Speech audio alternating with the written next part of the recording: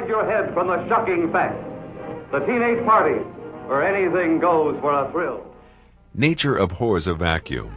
As parental influence declined, something had to step in and help young people make sense of the world.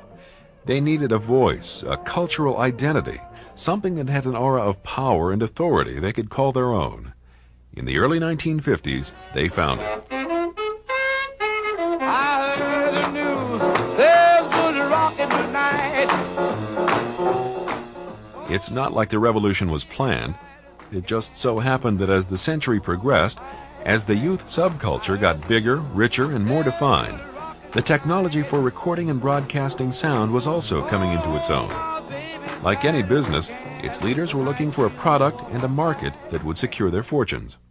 Hey, Steve, we must be out of our cotton-picking mind. We should be getting some sleep instead of coming here. Maybe so. But something's getting these people out of their houses. I'm going to find out what it is. Enter rock and roll.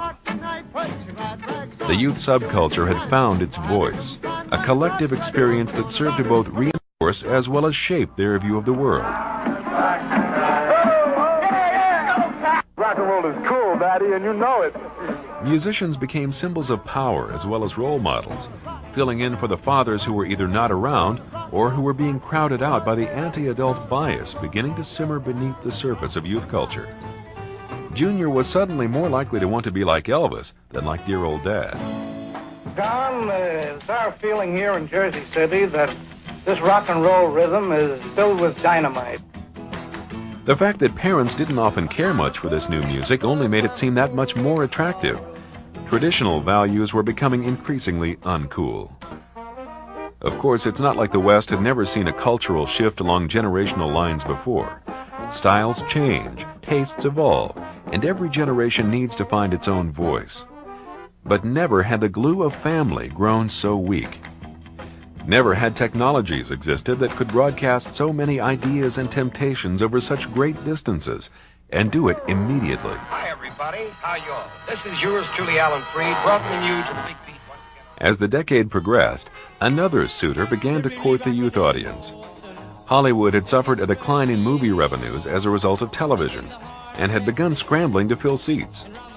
Market research found that not only were the baby boomers booming in numbers, they also had more money than ever before, a lot more. Youth-oriented films began to come off the assembly line at ever-increasing rates, provoking one industry executive to complain, "Teenage tastes are exerting a tyranny over the industry. It's getting so show business is just one big puberty rite." I mean, you realize who goes to see movies. 80% of them are between the ages of 12 and 22. Now, you know what kids like? What? Well, this may sound silly to you, but kids go completely ape if you do three things in a picture. Defy authority, destroy property, and take people's clothes off. Gradually, this tyranny spread to television as well. Increased competition, most notably during the expansion of cable in the late 80s, began to redirect industry attention to a teenage audience that watched 30-plus hours of TV a week and had over $75 billion a year to spend. Perhaps even more significantly, studies also showed that young people were much more susceptible to the appeals of advertising. As a result, even though a show like Murder, She Wrote could deliver a larger audience share than Beverly Hills 90210, a 30-second ad on the latter was worth some $30,000 more, simply because it could deliver a more vulnerable audience. As ABC research whiz Alan Wurtzel told TV Guide in 1992, "We're going for the young market for the same reason Willie Sutton robbed banks. That's where the money is." As we close out this century, the powerful symbiotic relationship between youth culture and the entertainment industry shows no signs of abating. Today, the average teen spends less than 1 hour a week learning from his or her father, but spends 40 hours and $30 a week on entertainment. Total expendable income is approaching $100 billion a year, and the entertainment industry, for the most part, has shown a willingness to do whatever it has to get that money. And it's here where our story begins to turn into a nightmare.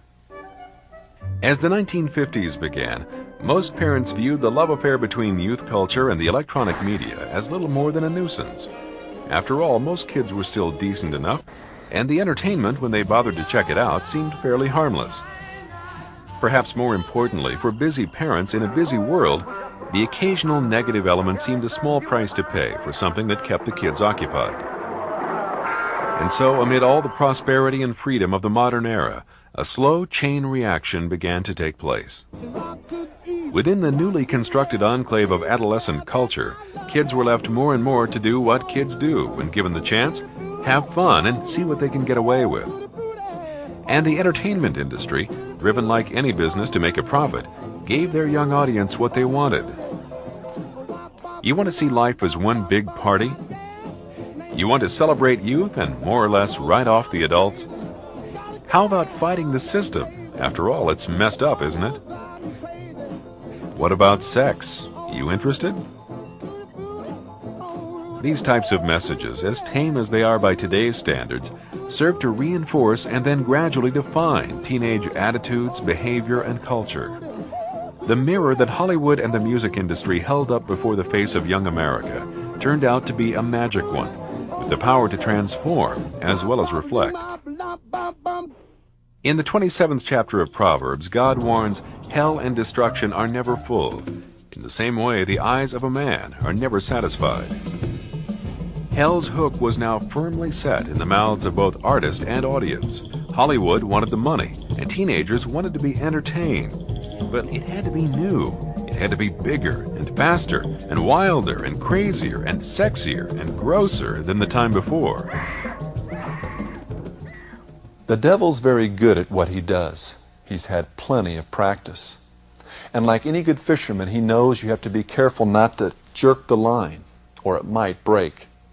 If you want to land the fish, you do it slow and easy.